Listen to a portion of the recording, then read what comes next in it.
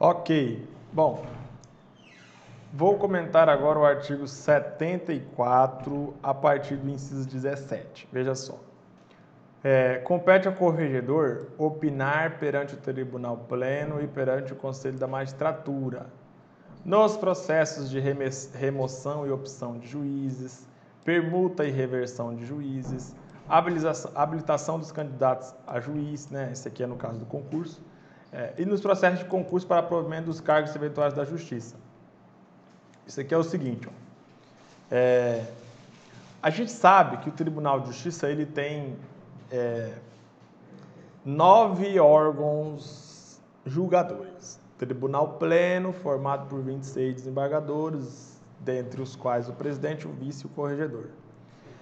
O Conselho da Magistratura, formado por 5 desembargadores, dentre os quais o presidente, o vice e 2 desembargadores eleitos.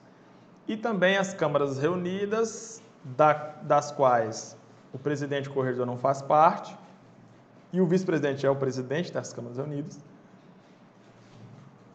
E 6 câmaras isoladas, 4 cíveis e 2 criminais, beleza? Das quais o presidente e o corregedor não fazem parte, e o vice-presidente faz parte de uma dessas 6, ok? Beleza, daí tudo bem. Então é o seguinte, quando for um processo da competência do Tribunal Pleno e for um processo da competência do Conselho da Magistratura, o Corregedor-Geral de Justiça terá o direito de manifestar a sua opinião naquele processo, desde que seja um processo de remoção de juiz ou de opção de juiz. Imagine que um juiz está sendo removido, por exemplo, de Apuí para Manacapuru. O corregedor tem o direito de opinar, exteriorizar a sua opinião, se está correta ou não aquela remoção. Ou então permuta e reversão de juiz. Permuta, imagine, o juiz de Apuí quer ir para Manacapuru e o juiz de Manacapuru quer ir para o Apuí. Permuta, faz uma troca. O corregedor pode opinar nesse processo. Opinar significa manifestar a opinião para dizer se está certo ou não, de acordo com o entendimento do corregedor. Outra informação. Nos processos de reversão de juiz, imagine que o juiz foi aposentado. De repente, o juiz sai uma decisão, o juiz pede para retornar às suas funções. Nesse caso, vai ter um processo administrativo de reversão do juiz. E o corregedor-geral tem o direito de opinar nesse processo. Imagine a letra C. Processo de habilitação dos candidatos a juiz. Imagine que o tribunal vai fazer um concurso. E aí os candidatos vão se habilitar, vão se inscrever para se habilitar ao cargo de juiz. Vai ter um processo administrativo e o corregedor terá o direito de opinar nesse processo administrativo. A mesma coisa no caso de processo de concurso para provimento dos cargos serventuários da Justiça. O corregedor tem aí o poder de dizer se está correto ou não e manifestar a sua opinião no processo. Beleza? Não tem muita dificuldade aqui no inciso 17, não é simples. O corregedor faz parte do Tribunal Pleno, o corregedor faz parte do Conselho da Magistratura, então ele tem direito de manifestar a sua opinião nesses processos listados no inciso 17 do artigo 74, a linha A, a linha B, a linha C, a linha D. Ok? Até aí tudo bem. Vamos ao inciso 18. Compete compete ao corregedor apresentar ao tribunal os relatórios anuais remetidos pelos juízes e organizar as estatísticas respectivas. Então, é tipo assim, todo juiz ele tem que enviar de ano em ano um relatório para a corregedoria, dizendo: corregedor, eu pratiquei esses atos, resolvi esses problemas, fiz essas audiências, tudo que eu fiz lá no meu setor, onde eu trabalho, onde eu, juiz, trabalho, foi isso. É um relatório dizendo quais foram as atividades do juiz, tá? Dizendo que o juiz ficou de férias do período tal até o período tal, etc.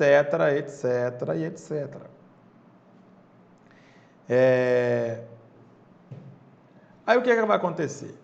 O juiz vai enviar esse relatório para a corregedoria e a corregedoria vai organizar o relatório desse juiz e saber fazer uma organização de dados estatísticos desse juiz com outros juízes, com todos os juízes, para saber qual é a estatística de trabalho, qual é a estatística dos trabalhos do tribunal como um todo, do Poder Judiciário do Amazonas como um todo, para dizer se bateu a meta tal, se não bateu a meta tal, se bateu, quanto faltou para bater a meta, se já bateu a meta, se quanto foi ultrapassada a meta, ok? As famosas metas nacionais do CNJ, bastante conhecidas, beleza?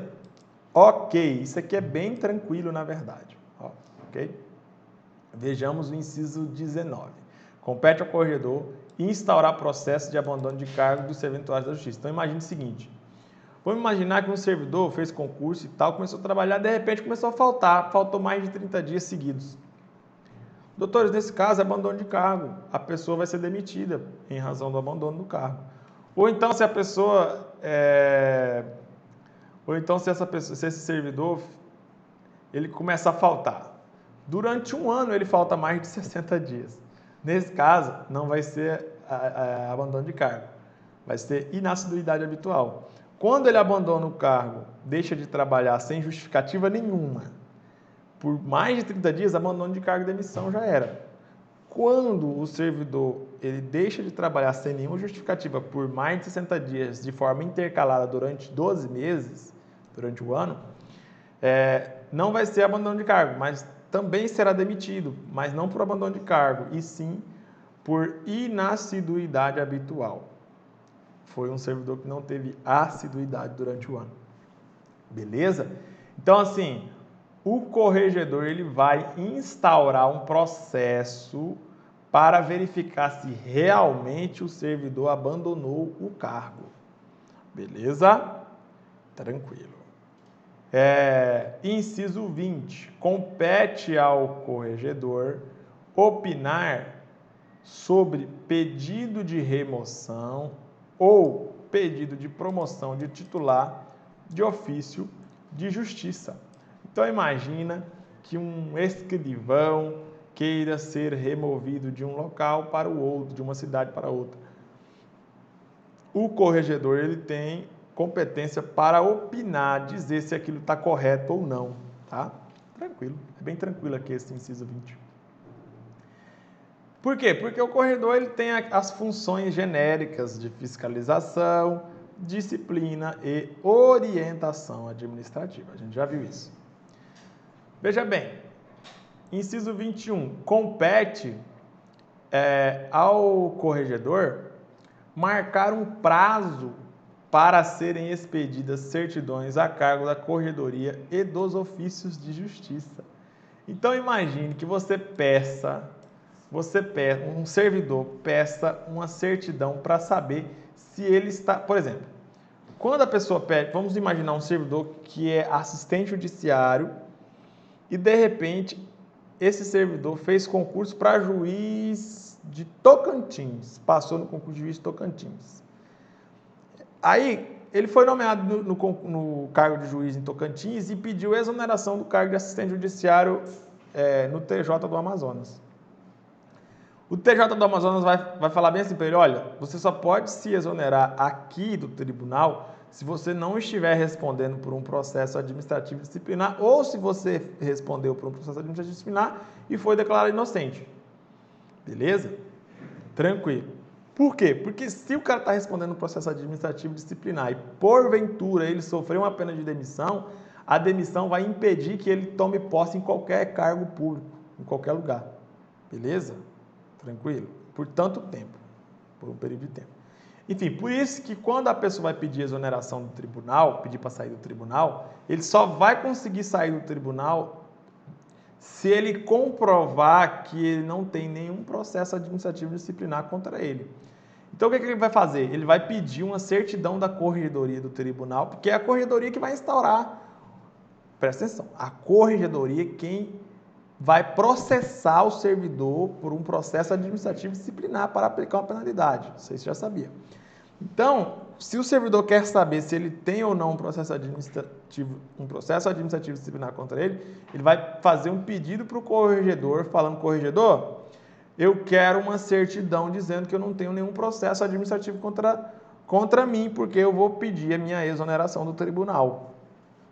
Beleza? Aí é o corregedor que vai estabelecer um prazo para a corregedoria expedir essa certidão. Isso é bem comum no tribunal, inclusive, tá? Quem vai marcar esse prazo é o Corregedor-Geral de Justiça. Tranquilo? Sem problemas. Vamos fazer uma pequena pausa. Daqui a pouco eu volto com mais e mais comentários. Até logo.